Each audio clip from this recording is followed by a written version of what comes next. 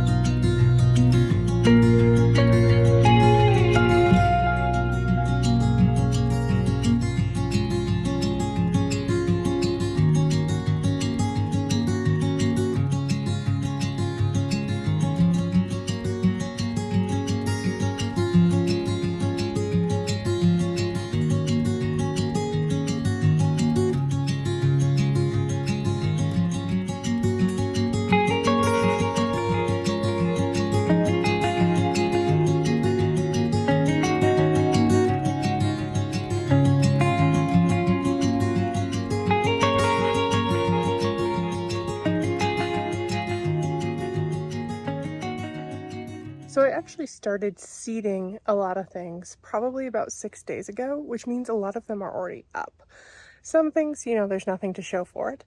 But let's do a walkthrough, because even the tomatoes, which I tied up in this video too, have put on probably 6 to 8 inches of growth since the beginning of the video. It's just a very busy time.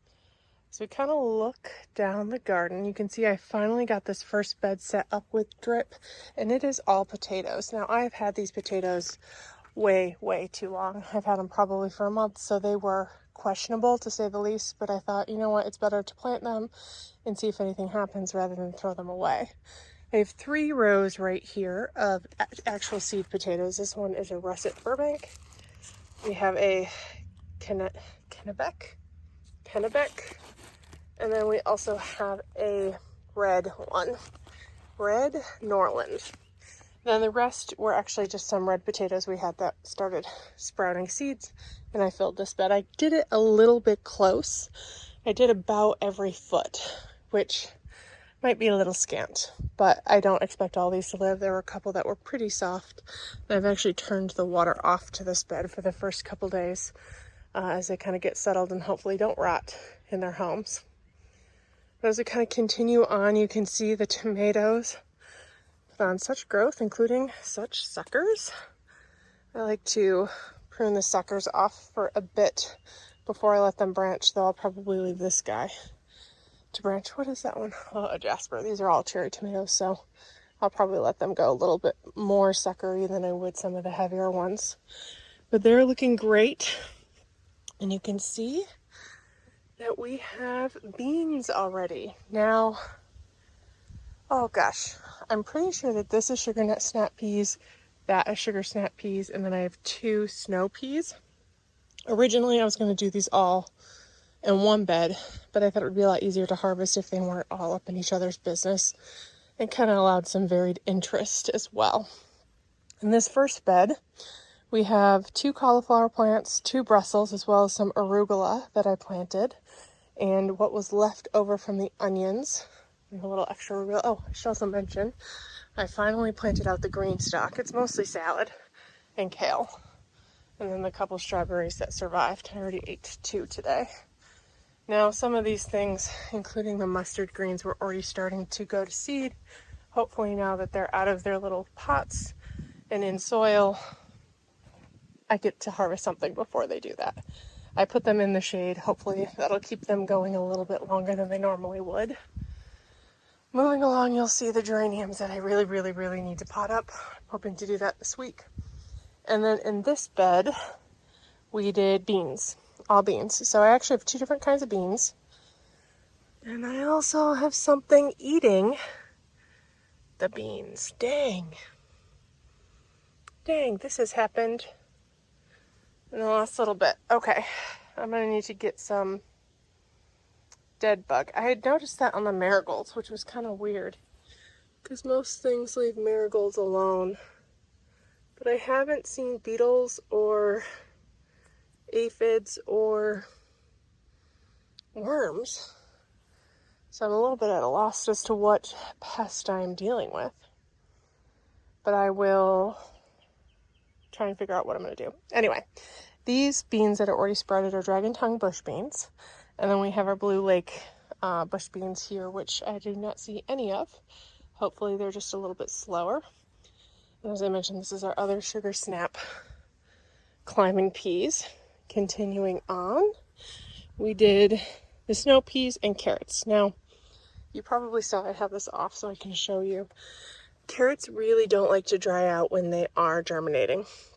So you can see that they're just kind of starting. This drip was one of the last things I did because once again I needed to order a piece. But I am actually going to pop that back on for at least 1 more day as we wait for a little bit more growth, and it helps keep the moisture down. Because if carrots get even a hint of drying out, they will just stop. But I'm happy with what I see, because I did 4 rows. Well, like a short row, and then 3 longer rows. And hopefully, they continue on. In this bed, we did our snow peas as well. And then we added some zinnias in the middle, because whatever I put in the middle wasn't going to be easy to harvest, and this can be more beautiful than anything else. Man, These have been eaten too. Really not seeing actual bugs, which is going to make this difficult. I'm assuming it's a soft bug of some sort. I might send some pictures to a friend of mine to see if she has any guesses as to what it could be.